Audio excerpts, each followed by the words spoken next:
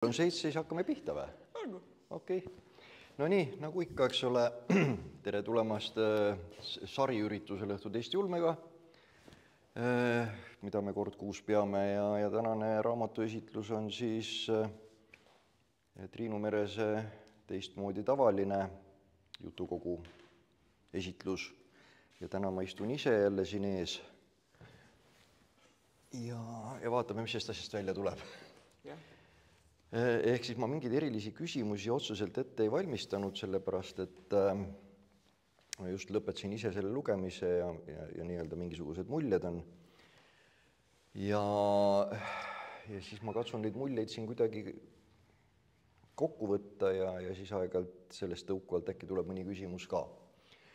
Ja siis sa saad midagi öelda selle kohta. Et hakkame sellega pihta, et see on selline minu jaoks suhteliselt mitmekihiline raamat.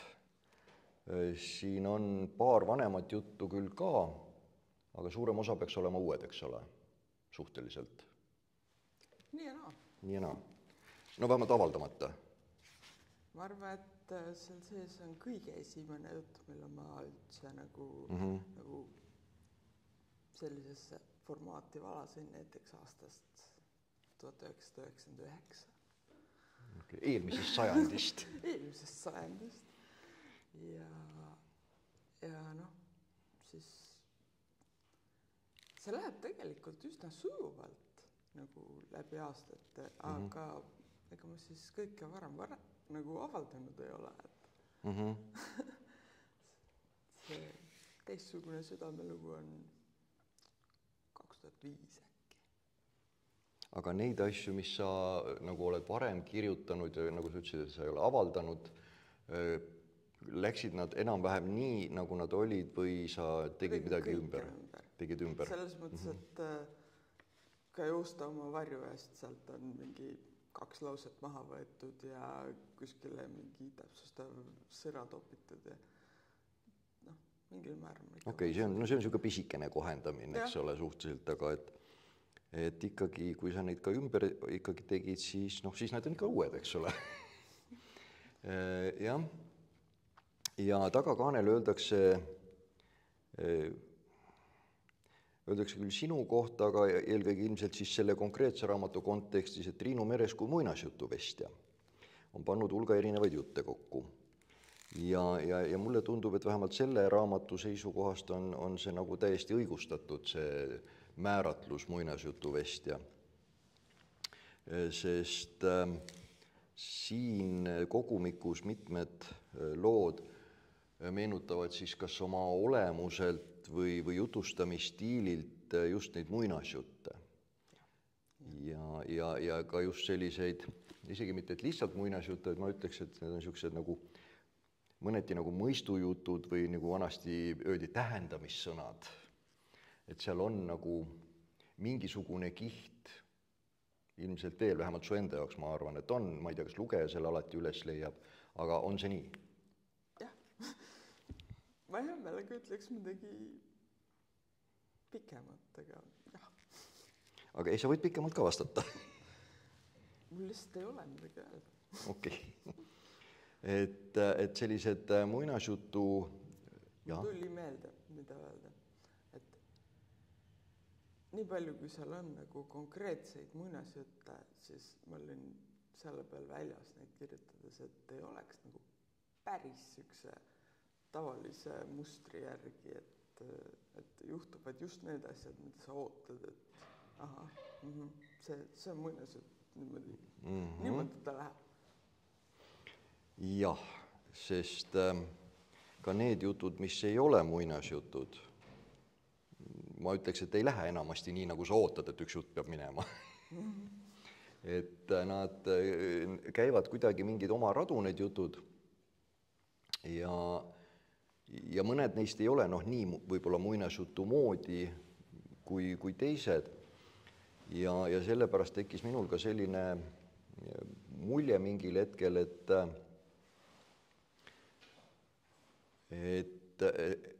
see sihtrühm, ühesõnaga ühtepidi ilmselgelt sa kirjutad nii-öelda seda, mida sina tahad kirjutada ja lugeja vaadaku ise, kuidas saab.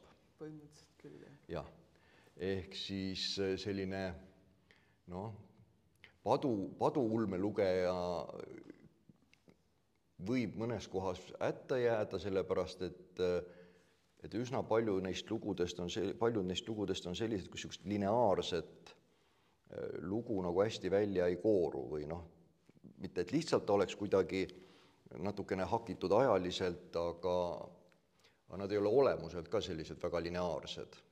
Ehk siis nad kuskil mõni neist hargneb kuhugi ja mõni see hargnemine ei vii mitte kuhugi, seepärast et sul on seal niisugune tore muinasjutuline lause, aga see on hoopis üks teine lugu.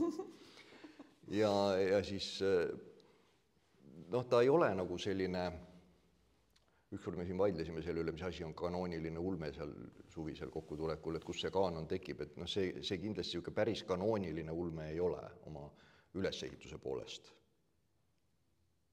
Või, jah.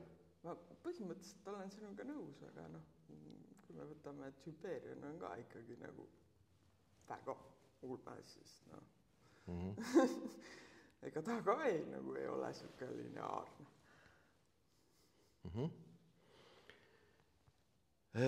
Ja samas, jah, ütleme, sa eeldad minu meelest, et lugeja nii-öelda töötab kaasa, kui ta loeb. Seda küll. Et ta mitte lihtsalt ei kulge seal kuskil või ei ole niisama, et loeb ja tore, aga et ta nagu peaks ikkagi kaasa mõtlema. Jaa, ma tegelikult arvasin, et kõik ju teevad seda, aga siis, kui ma sain lihtsate valikute tagasisidet, seal oli vähemalt 4 korda, 5 korda, võimalik, et 10 korda öeldi. See žüriid võis ju nagu võluda see, et kohe satub sündmuste keskele, aga mulle küll ei meeldinud, et ma ei saanud midagi aru. Ja ma olen et kõigepealt peaks maailma tutvustuse esitama ja siis tasapisi lugeja sisse juhatama. Mulle ei meeldi ise selliseid lugusid väga lugeda ja ma ka ei arvanud, et neid maailmas vähe on. Et hakkame maailma loomisest pihta ja vaatame, kuhu välja jõuame. Jah, seda sama trikki oled sa siin peaaegu kõikide lugudega teinud, et lugeja visatakse kuhugi keset sündmusi ja seda tohutu pikka sissejuhatamist ei ole, et sa ei saa isegi võib-olla sellest aru, mis tegelane see on või kes ta on või miks ta on või mis olukord on või mida ta oskab või suudab, vaid hakkab lihtsalt niiviisi põmm kuskilt pihta. Ja tegelikult see on nüüd see koht, kus lugeja peaks siis lugedes kaasa mõtlema, et mis asi see on ja kuhu see siis jõuab. Et ega sa nagu ülemäära lihtsaks seda lugeja elu ei tee, aga elu ei peagi lihtne olema. Ja siis jah, mul tuli korra see mõte ka, et masslugeja jaoks ilmselt jah, tuleb liiga palju kaasa võib-olla mõelda. Aga see nõudlik lugeja, kes kaasa mõtleb, et jah, kuna sa seda lihtsaid valikuid juba puudutasid, et millegipärast mul tekkis selline tunne, ma mõtlesin, ma kontrollin selle üle ja küsin üle, et mul kuidagi tundub, et lihtsate valikute kaas võis sulle väga meeldida. Oli see nii või ei olnud? Meeldis? Jah, ehk siis seesama mitmekihilisus või mitmetähenduslikkus või selline, et ta ei ütle kohe ära, mis asi on. Jah, okei. Ma natuke seda arvasin jah, millegipärast. Ehk siis, et jah, võib juhtuda, et mingi lugeja, kes oleks valmis kaasa mõtlema ja kes sellise muinasjutulise natuke teistsuguse stiiliga kaasa läheks, võib-olla ei leia seda raamatut üles, sest ilmselgelt see näeb välja kaane poole pealt väga ulme ja paljud millegipärast pelgavad seda. Ja samas, ega see kaas ei ütle selle raamatu kohta tegelikult mitte midagi. Selles mõttes, et see ütleb ühe jutu kohta, aga raamatu kui terviku kohta see tegelikult ei ütle mitte midagi, sest need lood on piisavalt erinevad. Mina seda raamatu kaant vaatan, siis mul tuleb niisugune tunne peale, et huvitav, et kas see on mingi a la Roswelli mingisugused tulnukad või keegi hõljub, et mis see on, et siin neid lugusid on hoopis teistsuguseid sees. Ja selles mõttes jah, mõne raamatu kohta sa saad nagu mingisuguse aimukaane järgi, noh, mõne kohta tegelikult ei saa. Ma alguses pakkusin Liisile välja teistsuguse stseeni ja siis ta luges selle läbi ja oli nagu, et jaa, teeme ära. Nii, mis see taust on? No seal on mingid puud ja põõsad, no võib ka mingi välu olla. Ja siis kui ta sai aru, et mitte midagi ulmelist ei ole, siis ta oli nagu, äkki sa võtad mõne teise stseeni, kus oleks näha, et toimub midagi ulmelist. Siis ma valisin selle lendava mehega. Seen, mida sa kirjeldasid, jah, pealkiri, eks ole, teistmoodi tavaline. Et mõnes mõttes nagu need asjad ongi väga tavalised, aga nad on jah, teistmoodi. Räägi neist pealkirjas, lugude pealkirjas, raamatu pealkiri, okei, teistmoodi tavaline. Vist on suhteliselt harv variant, kus kaane peal on midagi, mida sisu korras ei paista. Tavaliselt on mingisuguse jutu pealkiri ka kogumiku pealkiri. Sul nii ei ole. Miks sa nii tegid? Sest ma tahtsin panna just selle pealkirja. Mul ei olnud ka tunnet, et ma nüüd peaks kirjutama või sobib või jutu. Ma isegi ei mõelnud selle. Praegu ma mõtlen, et selle pealkirjaga saaks jutu küll, aga mul ei olnud tunnet, et peaks. Ja olgem ausad, tegelikult niigi üks jutt jäi välja, sest ma ületoimetuses vaatasin, et ta ei ole nii hea ja mahtu on nagu nii päris piisavalt, et ei pea nagu punnitama, et juurde teha. Ja kui vaadata nagu sisu korda, siis sealt on ka üsna raske leida sellist jutu pealkirja, mis nagu kaane peale panduna kuidagi kas töötaks või oleks. No Joosta oma varju eest on, aga see juba on nagu nii-öelda ära kasutatud, eks ole. Et selles mõttes jah, ja sealt ma jõuan nüüd nende jutu pealkirjade juurde, et selles mõttes ongi siuke, et nagu sul pealkiri on tavaline. Et need pealkirjad on sellised, et nad ongi siuksed kuidagi nagu tavalised või sellised. Ehk siis kui ma siin enne istusin ja vaatasin, et millisest jutust ma tahaks midagi nagu öelda või vaadata, ma iga kord pidi nagu mõtlema, et oota, see lugu, millest see nüüd rääkis? Sest need pealkirjad on sellised suhteliselt enamasti lühikesed, lihtsad. Ja siis on nagu see, et oota, mis lugu see nüüd täpselt oli? Loe mõned ette ka, et inimesed vaatavad. No näiteks, kes sa oled? Tähtsad asjad. Roheline kivi. Päriselt minu. Reeturid. Võtja. Ja siis siuksed üks sõna, kaks sõna. Ja siis iga kord oli see, et oota, see lugu, see oli see lugu. Et nagu korra tuli niiviisi mõelda, et millest see lugu nüüd täpselt oli. Ja jah, selles mõttes ma saan aru, et ega neid nimesid nagu kaane peale on natuke keeruline panna. Ja samas südamelugu, teistsugune südamelugu ilmselgelt on, kuna temaatika on üsna nagu ühest asjast, siis on täitsa arusaadav ka, et pealkirjad on ka, et seovad nagu kokku need lood. Et selles mõttes sa oled nagu üritanud tõesti teha nii, nagu sa siis see kontseptsioon on, et on siuksed nagu ühtepidi nagu tavalised mingid asjad, samas nad üldse ei ole tavalised. Või nad on teistmoodi tavalised, et seda ulmelisust on siin piisavalt sees. Ja nüüd selle mitmekihilisuse poole pealt, et see, et sa kirjutad nagu mingisuguseid asju, mis sulle endale hirmsasti korda läheb, ma just lugesin, ei mäleta isegi, kes see oli ja kellegi see arvustus oli, kus oli siis lause, et autor ilmselt ikka veel katsetab. Mihkel Samarüütel. Ma täpselt tean. et ilmselt ikka veel katsetab, no ei katseta ju, no selles mõttes niisugune tunne, et sa teed ammu seda, mida sa teha tahad ja kui sa millegagi mängid, siis sa mängid pigem sellise võib-olla jutustamislaadiga natukene, aga mitte selle temaatikaga või selle, ma ei tea, ülesehitusega või mingi niisuguse asjaga, sellepärast et seda, seesama loo sisse viskamine, seda sa oled enam-vähem kogu aeg teinud. Et siin katsetada nagu minu meelest jah, ei ole enam väga midagi, et siin on nagu pigem see selline oma rada, mida sina käid, nagu kass käib oma rada, kass, kes kõnnib oma pead isepäiselt. Ma olen kõigega nõus, mis Pekka räägib, seepärast ma ei vaidle.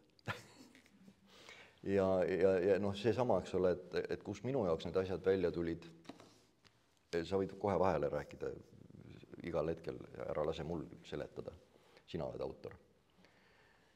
Aga see isepäisus minu jaoks kõige rohkem, isepäisusest oligi kõige rohkem see Roheliste välisseinte lugu, mis oli täiesti selle peale üles ehitatudki. Et minu meelest see nagu mingis mõttes on see, mis või kes sina oled, niisugune üsna isepäine. Ma pean kurvastusega ütlema, et jaa. Miks sa kurvastusega seda ütled? Esiteks sellepärast, et üsna nüri on nagu istuda siin ja öelda jaa. Aga vaidle siis minuga. Aga osaliselt, ma ei taha. Osaliselt see on ka see, et ega see ei ole kerge. Ma saan aru, et see nagu kõlab väga ülev, et kui ma ütlen, et ei ole kerge olla sina ise, aga mina olen. Aga see ei ole nagu päriselt kerge. Ehk siis ka need inimesed, kellest ma väga hoolin, kes mulle nagu väga korda lähevad, saavad vahel rõvedalt haiget, sellepärast et ma teen nagu mina tahan. Ja ka need inimesed, kes siis nagu juba nagu suhtuvad minusse hästi, tema on meie oma ja siis saavad vastu hambaid, mitte küll otseselt, aga miks ta kirjutas niisuguse asja, see ei ole ju üldse nagu see, mis me ootasime, see on hoopis teine asi, ta ei meeldi mulle enam. Las ta olla kuskil mujal.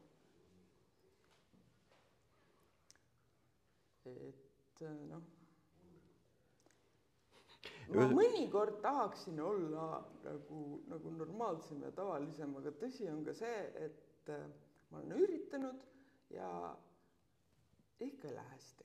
Ikka on midagi valesti, ikka on mingi probleem ja siis minu lahendus on lihtsalt see, et okei, ma teen, mida mina tahan, et siis vähemalt üks inimene on rahul. Ehk siis mina ei saa. Väga õige. Ehk siis arvestage sellega, et kui te Triinu jutte loete, siis te ei saa seda, mida teie tahate, vaid seda, mida Triinu tahab. Täiega. Nii on. Aga lugege ikka. Ja ütleme, need temaatikad, mis siin sees on, vaat siin on nüüd see koht, et ma ei tea, kui sügavale sulle nii-öelda naha alla või naha vahele pugeda, et kuna ma aeg-ajalt kiikan sinu blogi, siis ma nagu mingeid teemasid suudan võib-olla paremini seostada, mis siit juttudest nagu välja kumab või need mingisugused võimalikud niisugused temaatikad.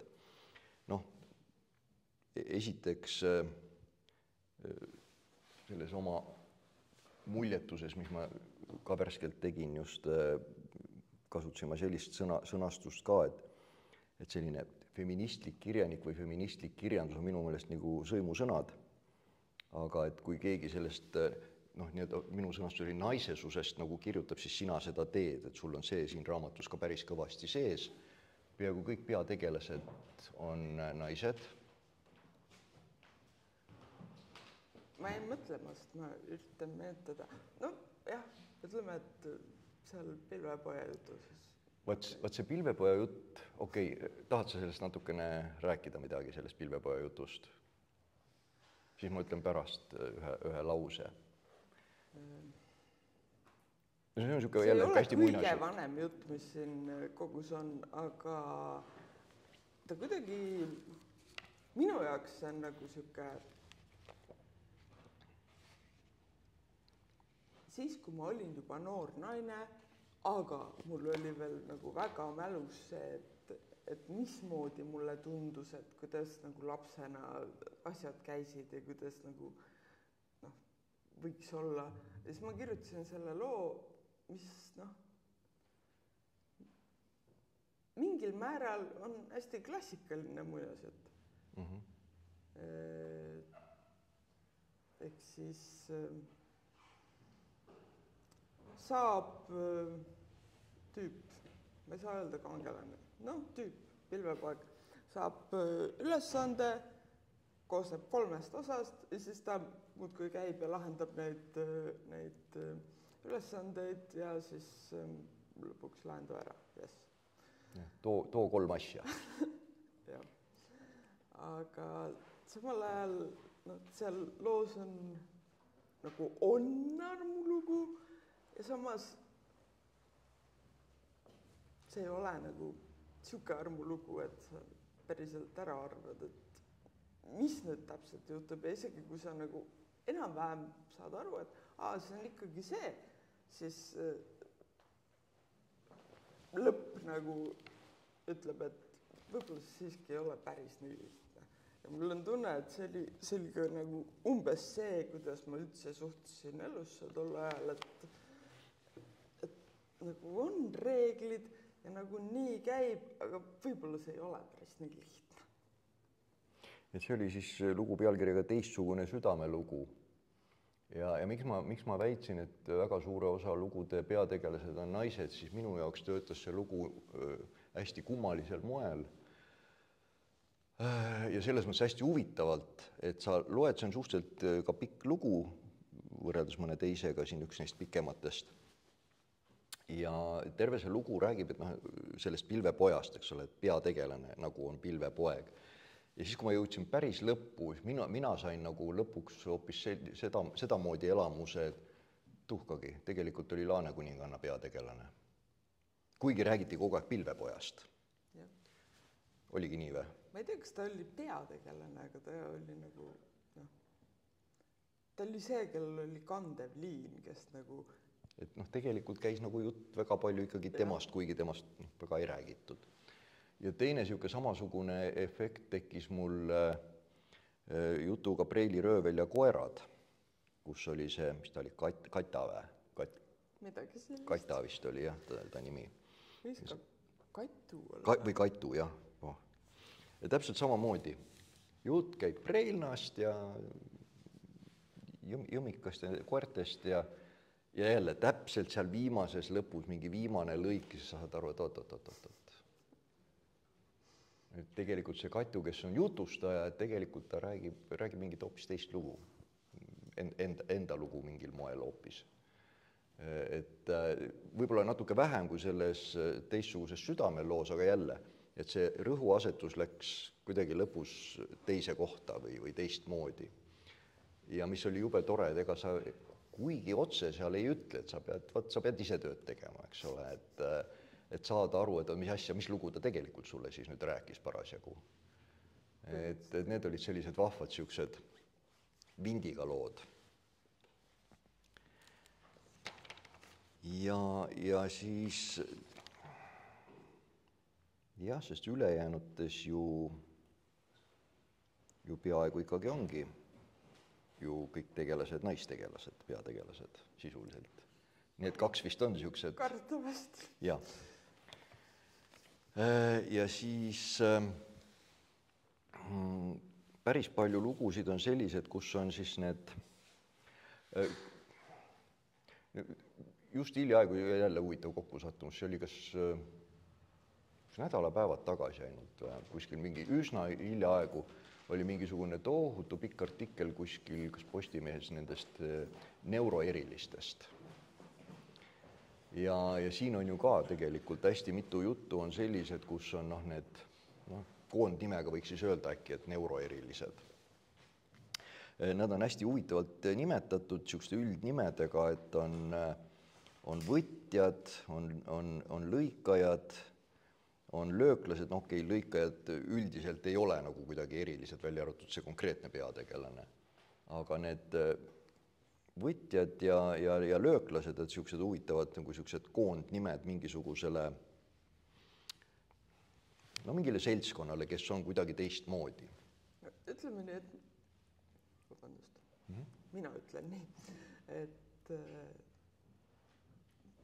ma küll ei ütleks, et need võtjad kuidagi nagu neuroerilised on. No neil on lihtsalt mingid erilised võimed. Neil ei ole isegi nagu neuroneid. Jah. Aga need puhtalt neuroerilised olid need lööklased. Need olid täiesti. Ja jälle ma saan aru, et see on niisugune suhteliselt hingelähedane teema. Ja. No vaata, seal on päris palju jutte ja tegelikult praktiliselt kõigis neis on natukene niisugune neuroeriline peategelane. Seal lihtsalt põhjusel, et mina arvasin, et kõik mõtlevad nagu mina. Nagu see ongi normaalne, niimoodi see käibki. Ja siis, kui ma sain aru, et oota, mitte tema ei ole imelik, et mina olen imelik. Mitte tema ei käitu täiesti arusaamatult, vaid mina käitun paljudele inimestele arusaamatult. Ja siis ma sain aru, et midagi on veidrat. Ja siis, kui sellele nagu laias avalikkuses anti nimi, et neuroerilised, autistid, ADH, siis ma olen nagu, ma teadsin seda kogu aeg, ma olengi hull. Ma ei tea, kas nüüd nagu hull on päris õigesti öeldud, aga ega ma niisuguse normaalse autisti ega normaalse ADH-liku profiili ka nagu välja ei kanna. Kui ma sain oma autismi diagnoosi, siis esiteks juhtus tüki aja pärast, kui ma selle psühhiaatriga olin kohtunud jumala mitu korda, siis ta oli nagu, ma vist võin sulle atüüpilise autismi ka ära nagu diagnoosida. Okei. Aga see samas, eks ole, ei tähenda, et ma ei mõtleks ikkagi nagu inimene. Lihtsalt natuke teistmoodi inimene. Ja minu tegelased ka.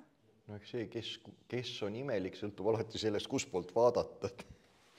Et nii ehk naa, ükski inimene ei ole teisega ühtemoodi. Just. Et ilmselgelt jah, kas või siis see oli siis nüüd see tähtsad asjad, eks ole, kus need lööklased olid. Ja seal neid kirjeldusi lugedes, neid enesetunde kirjeldusi lugedes, no ilmselgelt jah, sa tead, mida sa kirjutad, eks ole, et see temaatika on sulle tuttav. Ja samas nagu, et mingid sellised temaatikad, mis siis läbi jooksevad, et jälle, et tekib nagu kohati niisugune tunne, et seesama see isepäisus, et sa kirjutad seda, mis sinu jaoks on oluline, et kui palju siin on olnud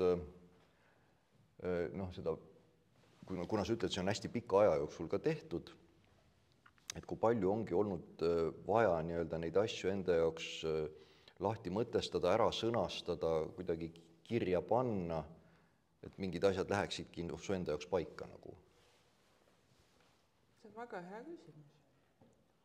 Ma ei ole isegi nagu päriselt mõelnud, et ma nagu kirjutan välja selleks, et saada paremini aru. Aga see võib nii olla küll, jah. Ehk siis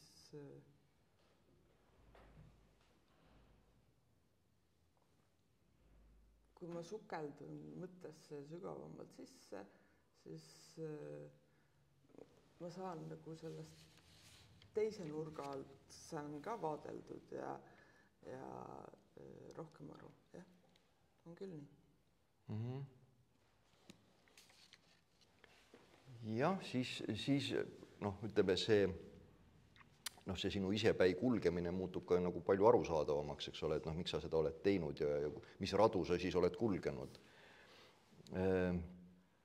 Ma ütlesin ka, et need lood on hästi erinevate pikkustega, et mõned on pikemad, noh, seesama viimane, eks ole, joosta oma varju eest ja seesama teistsugune südamelugu, plastaknad on ka üsna pikad roheliste seintega. Ja siis on seal kõrval on siis mingisugune ports selliseid, noh, mis nad on, umbes 5-leheküljelised, eks ole, sellised lühikesed, päriselt minu ja roheline kivi ja kes sa oled, vist oli ka üks selliseid lühemaid. Ja samas, noh, teistpidi jälle tundub, et näiteks see päriselt minu ja ka roheline kivi, et noh, et jälle need temaatikad on olnud kuidagi piisavalt olulised sinu jaoks. Nüüd ma küsin niisugust asja, et ma ise olen nagu kirjutades märganud, et mingite lugude puhul, no Raul on meil see vana laastuvaenaja, et mingite lugude puhul nagu kirjutades see lugu nagu ütleb ise mingil hetkel, et noh, et millal ta valmis on või kui pikk ta nagu peaks olema selleks, et see idee või mõte, mis oli, et noh, ei ole vaja rohkem, et noh, saab nagu sellega hakkama, et kuidas sul on? Kas sul ka on midagi sarnast või kuidas sul see asi käib? Kõik need hästi lühikesed lood, kui ma ütlen hästi lühikesed, on siiski natuke pikemad kui üks lehekülg.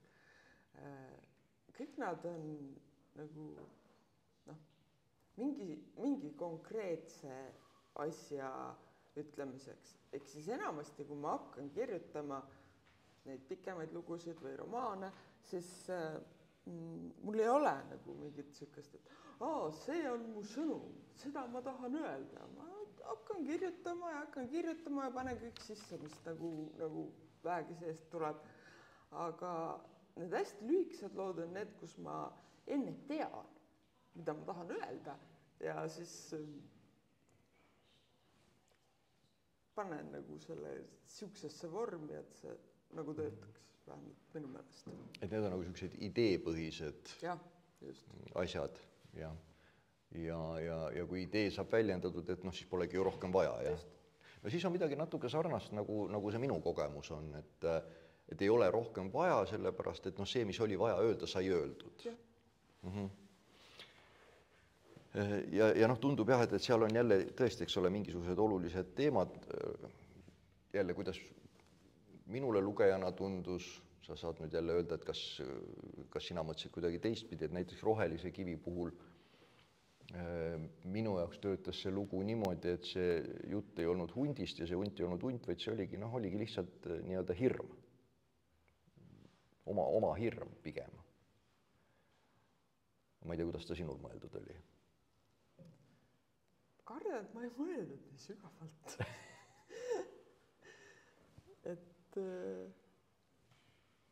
Põhimõtteliselt on sul muidugi õigus, ehk siis see, mida ma ütlesin, oli see, et vaata hirmust väljapoole.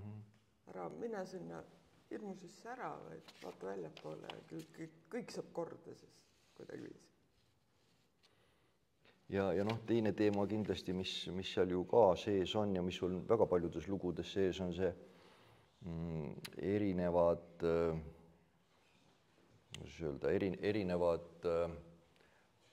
variandid või variatsioonid armastusest. Et mis on armastus või mis ta siis inimesega teeb või ei tee.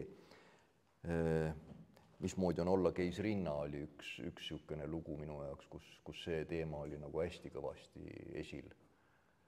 Noh, pluss siis see veel kõik see laste saamise teema ja armastus ja valikud. Ühesõnaga sul see valikute teema on ka üks teema, mis tundub sul läbi jooksvat. Mis sa ütled selle peale? No minu meelest nagu põhimõtteliselt kogu inimelu, igaühe elu, suvaliselt saab kokku võtta sellega, et milliseid valikuid ta teeb. ja kui ta ei keeldub valimast, vaid lihtsalt nagu loksub kaasa, siis see on ka valik. Kõik on valik. Ja tihtipeale sinu lugudes need valikud ei ole sugugi mitte lihtsad, kuigi see üks romaan sellist pealkirja kandis, eks ole, et sa ikka üritad need tegelaste elu nagu võimalikult keeruliseks teha. Et see nagu kuidagi paremini välja tuleks, mida nemad seal siis valivad või ei vali parasjagu. Jälle, see võib olla minu isiklik mulje, võib-olla teil ei ole nii, aga ma arvan, et kellegi elu ei ole kerge. Et kõigil ongi nagu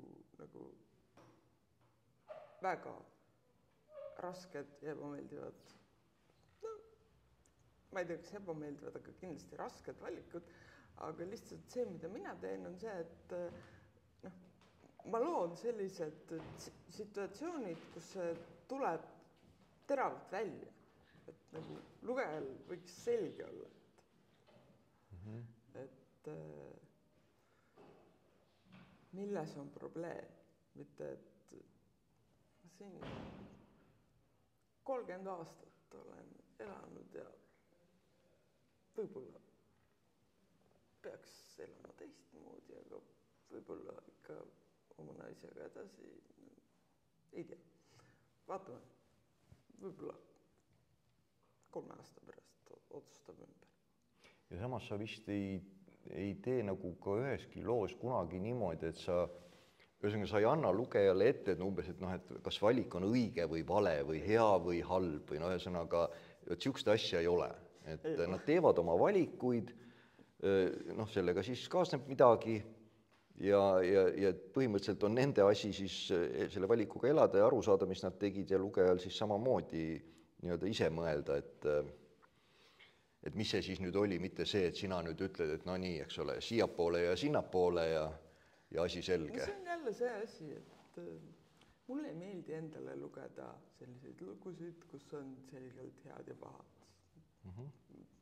See on nagu, ma loen ja seal on midagi valesti.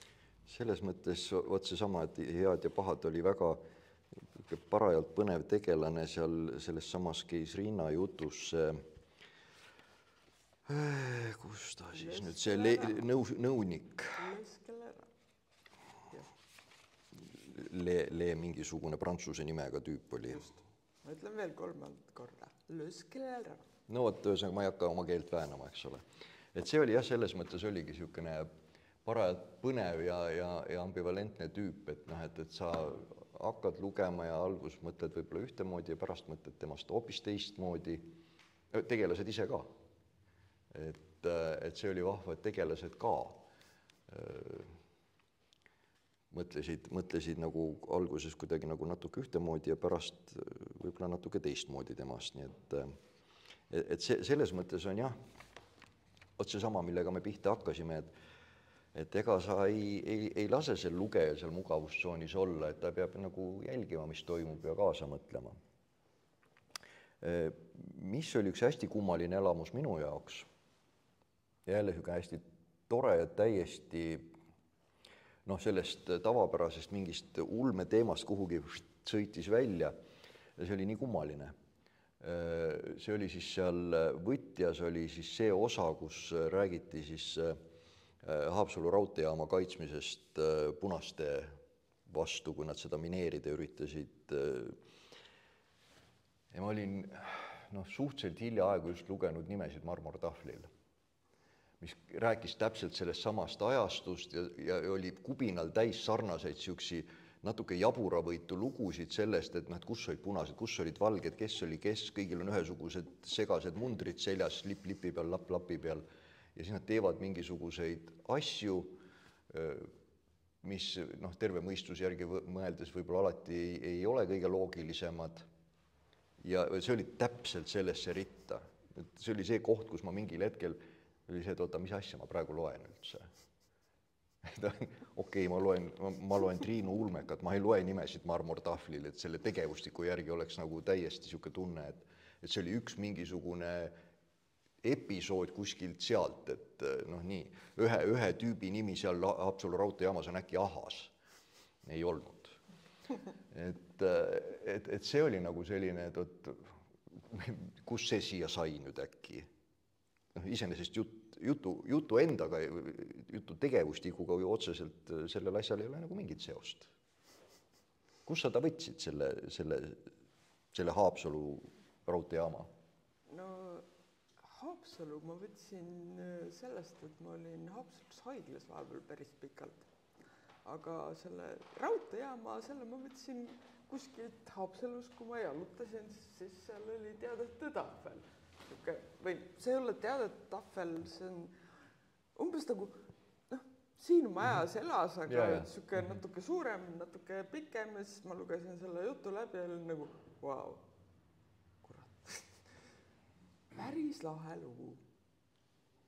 Ja ma ütlen ausalt, ega ma ei mäleta, kui palju ma olen nagu pannud otse sisse oma võtjasse ja kui palju ma ise välja mõtlesin. Aga põhimõtteliselt see, et oli olemas Eesti polk ja et nad kaitsesid raudteejaama selle eest, et punased seda õhku ei laseks, need on nagu faktid. Nii oli.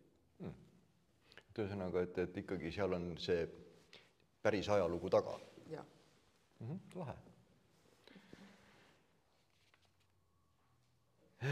Ja kui ma nüüd vaatan nagu, mis mulle endale nendest lugudest võib-olla kõige rohkem meeldis, siis üks neist oli Nahk.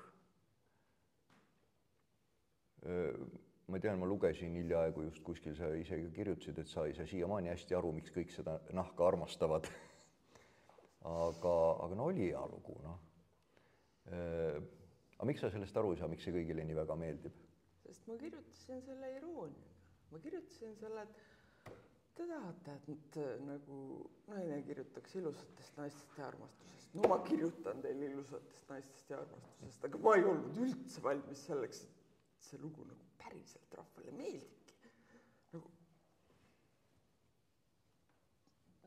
See on kindlasti minu kõige analüüsitum lugu, ma olen lugenud ohtralt, mitte lihtsalt, et lugemusmuljetusi või arustusi, vaid konkreetselt, et mida ta nüüd sellega öelda tahtis, mis see ümberpööratud libahundi lugu nüüd seal oli ja et väga läbinägelik see ja teine ma nagu okei. Tõsi, see oli see aeg, kui ma arvasin, et põhimõtteliselt nagu saab kõike, mida ma tahan kirjutada nii, et see inimestele meeldiks. Ma tegin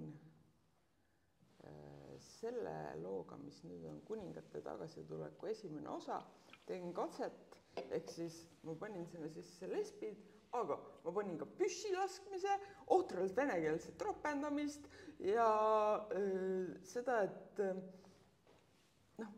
üldine tonaalsus on positiivne ja on suhteliselt õnnelik lõpp. Ja muidugi keegid said vahepeal surma ja verd oli ka palju. Ma mõtlesin, et see töötab. Rahval meeldib. Kurat, see lugu jäi Stalkeri jagamisel teiseks. Raisk. Ma ei saanud hakkama. Ja siis ma kirjutasin vihaga naha. Tahate, et naine kirjutaks naistele. Saite. Ja see ka nagu rahvale meeldis. Sest ma panin sisse selle, mida mina tahtsin öelda ja samal ajal ma tegin nii, et rahvale meeldiks. Ja tõsiasi on, et ega ma seda viimast väga enam ei tee. Sorry. Aga naljakal kombel millelegi sa pidid pihta saama selles mõttes, et kui see tõesti paljudele on meeldinud ja lugedes tõesti oli tunne, et see on hästi kirjutatud, et ta on nagu piisavalt nagu ka jälle mitmekihiline ja põnev, et järelikult ikkagi seal töötas, mingi asi seal töötab. See, kui sa nüüd rääkisid siin, et lesbid ja lastakse püssi ja keegi sureb ära, et see nagu ei kõlanud väga selle stsenaariumina, mis kõigile peaks meeldima. Ei, tegelikult ma kirjutasin selle spetsiaalselt tulnekogukonnale ja mõtlesin, et ma saan sinna sisse panna lesbid, mis ei ole nende teema, kui seal on kõik teised asjad, mis on nende teema ja see töötab. Aga raisk, teine koht. 3 punkti esimesest puhul. Aga kuidagi jah, ülesehituslikult oli see nahk nagu jah, niimoodi ka üles ehitatud, et noh jälle, et ega sa ei aima nagu asju ette lugejana, et noh, et kuhu see nüüd pöörab või mis sealt nüüd tuleb. Ja samas ta oli omamoodi, kõik oli nagu loogiline, eks ole, see asi, mis seal toimus.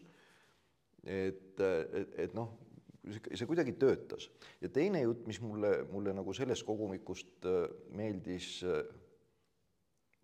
ja ma ei oska öelda, kas see oli ülesehituslikult kuidagi siis, no ta tegelikult ei ole sarnane, aga võt mingi minu jaoks mingi loogika seal oli, et nad on kuidagi nagu sarnaselt põnevad ja huvitavad ja just see mitmekihilisus, teine lugu oli Reeturid, mis oli, ma ei tea, mõnes mõttes minu jaoks selle kogumiku kõige kõvem lugu äkki. Ma mingis mõttes olen sinuga nõus. Ehk siis ma olen kirjutanud seda läbi ja ümber, ma arvan, rohkem kui ühtegi teist teksti siin ja minu meelest ta läks järjest paremaks, aga juba algusest oli mulle väga hinge. Ja võt see on nüüd jah, seda tüüpi tekst, no jälle, eks ole, ta ei ole kuskilt otsast lineaarne ja ta on, loed ja tükk aega mõtled, et mis seal üldse toimub ja mida nad seal teevad ja kus ja ega sa väga midagi ei täpsusta ka neid taustu, et kus või mis. Aga selles mõttes loo toimimiseks ei ole nagu üldse tarvis. Ja ta on jälle üks selline lugu, mis hakkab kuskilt ja ega tal selles mõttes siukest, päikseloojangusse keegi ei ratsuta, ühesõnaga. Loojang küll kindlasti tuleb, aga ta kuidagi töötas kuidagi neetult hästi. Et ta oli selline valus ja samas seal oli midagi sellist, no ma ei tea, seda maailma ja seda olustikku ja kõike seda sündmustikku mõeldes oleks kuidagi väga imelik öelda romantiline, aga oli midagi sellist, eks ole, niisugune väga valus romantika. Ma ei oska seda muud moodi nimetada. Et minu jaoks see nagu töötas, oli niisugune väga, väga hea lugu. Mul on väga hea meel seda kuulda, sellepärast, et esiteks on mulle endale väga hingeline lähedane ja armas lugu ja teiseks pakkusin teda Vikerkaardi, Vikerkaardi ütles, et me avaldaks ta, aga kõik meie proosamaht läheks sinna alla, ta on liiga pikk, aga nad ka ei öelnud, et nagu jess, vaid nad ütlesid, nagu on. Ja ma kujutan täitsa ette, mida nad on võimelised ütlema. Tüüpiline lause, aga teil on ju see oma ulmeajakiri seal võrgus, pange sinna. Sinna mahub kõik ära, seal ei ole mahupiirangut, eks ole. Ja see, et teil on ju see enda oma, meie lugejad, ma ei saa niikuinii aru, mis seal kirjas on, see toimetaja seisukoht. Mingi Mikkel Samarütel, kelle nime ma siin enne nimetasin, kes muidu on väga tore inimene, luges selle läbi ja oli ka nagu, ma tunnustan nagu teravate teemade tõstatamist, aga mulle ei tekkinud kaasaelamist. Siis ma nagu, kellegi ei meeldi, aga sulle tekkis. Minule meeldis, ma imestan, et okei. Selle loo pluss on see, et erinevad nendest lühikestest, millest me rääkisime, need ideelood, et seal on nagu hästi selge, et seal on see mingi üks asi, mille peale asi on üles ehitatud. Siin, ega see lugu ei anna ennast niimoodi kätte, et nii, siin, vaadake nüüd siia, siin on nüüd see idee, eks ole, et nüüd me siis kirjutame sellest.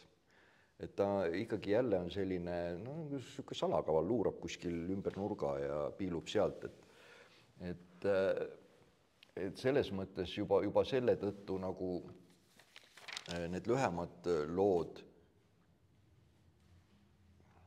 mitte et öelda, et nad on kehvemad, aga nad on selles mõttes nagu teistmoodi või see Rohelise kivi lugu, eks ole, ta on oluliselt lihtsam. Võib-olla see päriselt minu ei ole, aga see sõnum on jälle suhteliselt sirge, mis seal lõpus on. et selle võrra nagu see reeturid on põnevam, et ta on nagu mitmeplaanilisem. Ja see sama valikute teema jookseb sealt järjekordselt läbi. Ja siis veel üks teema, mis väga paljudest kohtadest läbi jookseb lisaks valikutele ja armastusele, on see ka valu teema jookseb läbi. Kuskil oli niisugune lause, see oli selles Võtjates, valutan kui pean. Et seda jookseb ka nagu üsna mitmest loost nagu läbi seda teemat. Nii et selles mõttes ma ei julge päris täpselt öelda, kellele, ma tean küll, oskan küll öelda, endale kirjutasid, aga et ülejäänud inimeste puhul, et see nüüd ongi nagu see, et kuna siin on üsna erinevad lood, minu meelest ongi see, et tulebki lihtsalt lugeda ja vaadata, et raudselt ühele meeldib üks, teisele teine, kindlasti on neid, kellele ükski ei meeldi, kindlasti on neid, kellele rohkem meeldib, et ta on selline üsna mitmekihiline, üsna võib-olla teistmoodi võrreldes selle nii-öelda selle kanoonilise ulmega, mis meil nagu rohkem esiplaanil on, ja just selle tõttu, et siin on selliseid teistsugust võttestikku kasutatud, muinasjutulisust ja mingit niisugust temaatikat ka, et see muinasjutu võttestiku kasutamine seal osades lugudes kõigis ju ei ole. Et see oli selline teadlik valik. Jah. Ma arvasin, et täiskasvanutele kirjutatakse liiga vähe muinasjutte, mis kirjutan mõned. Et kui öeldakse, kusjuures minu esimene mõte oli see, et kogumiku nimeks võiks panna, et muinasjutud täiskasvanutele. Ja siis ma jäin mõtlema, et kurat, see kõlab nagu pornolugude kokkuvõte, et see ei ole hea pealkiri. Ja kõige vähem kõlab ta ulme moodi, eks ole. Ja, seda küll. Aga tahate keegi midagi küsida, täiendada just küsimuste poole pealt? Saate otse Triinu käest küsida, eriti kes lugenud on. Ma ei ole lugenud, aga tahaks ikkagi küsida, et kuidas see lugude valik nagu ikkagi toimus, et miks just need lood ja miks sellises järjekorras. Mitmest otsast sai seda puudutada, aga põhimõtteliselt. Ma võtsin kõik, mis ma olen enda meelest hästi teinud. Mitte kõik lood, aga kõik, mis ma olen nagu enda meelest hästi teinud. Siis ma ei võtnud neid, mis on kuskil mujal juba kasutusel.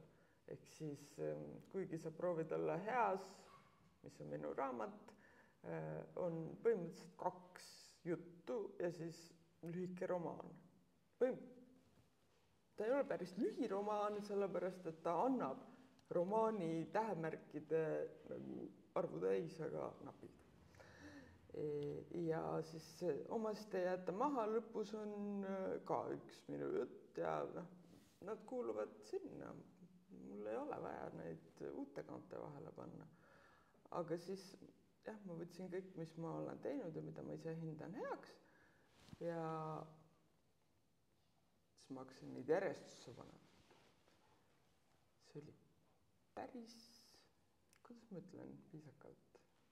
Ma ütlen viisakalt, päris kepp tegevus. Nagu peaks olema niimoodi, et nagu see muinasjutu motiiv peaks tulema läbi kogu raamatu, järelikult umbes niimoodi võrdsete vahedega tuleb see. Nii, siis peaks alustama millegagi, mis on üsna garanteeritud hea, et kaasa arvata ja peaks lõpetama millegagi, mis on hea, et jääks nagu hea maik. Ehk siis põhimõtteliselt minu kõige kuulsamad lood on esimene ja viimane. Ja siis seal vahepeal ma ka veel nagu vaatasin, et need, mis on pigem sünged, saaks ümbritsetud nendest, mis on pigem rõõmsad ja et ei jääks nagu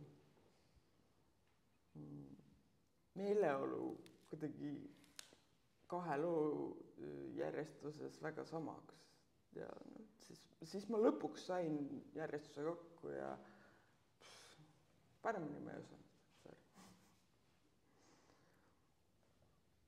Jah, kokku on 13 lugu. Nii kui Triinu rääkis, lugesin üle praegu, et palju seal on siis. Jah, selles mõttes võib küll öelda, et tõesti need temaatikad ja meeleolud, nad kuidagi liikusid, et nad ei olnud niiviisi, et ma loen nüüd sama asja nii-öelda, et ju sul see õnnestus siis. Nii, küsige veel. Küsige veel. Pilti võib ka teha, sest omast ei jätta maha esitluselt on mul täpselt üks pilt. Ma mõtlesin, et see on natuke kurb. Võiks mõni rohkem olla. Aga küsige. Jaa, küsige, kasutage juhust. Ja näe, pilti tehakse. Ja Raul teeb ka. Teise veel, et sa ütlesid, et sa kirjutasid nagu koguniku jaoks päris palju neid kuidagi üle ringi ka. Ja.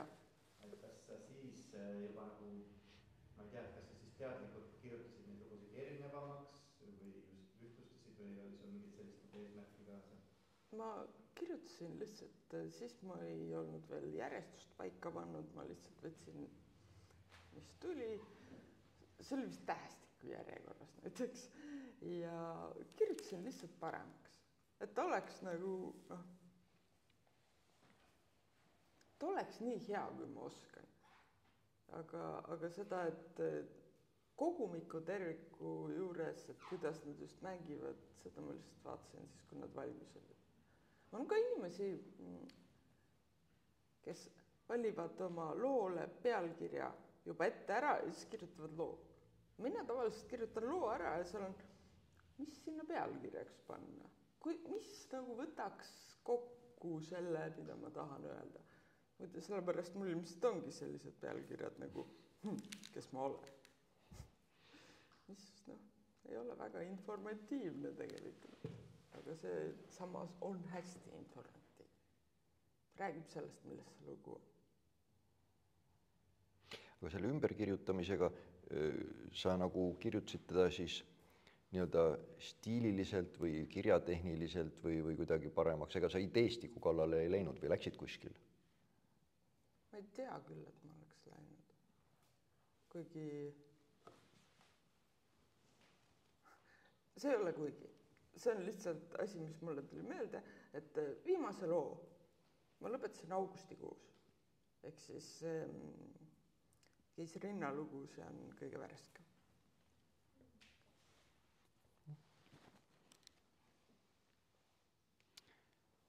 Ma ei kirjutanud ümber, seda ma kirjutasin kohe nii hästi, kui ma suudan. No siis võiks natuke kiuslikult küsida, et miks sa siis teisi kohe nii hästi ei kirjutanud, nagu sa suudad, et sa pidid ümber tegema. Ma kirjutasingi, aga nüüd ma olen vanem ja targem ja kogenud. Väga hea. Et ehk siis sa nägid, et saab parandada. Jah. Nii, on meil veel küsimusi? Kui ei ole, siis ma arvan, et me teeme Triinule aplausi ja siis te saate tulla ja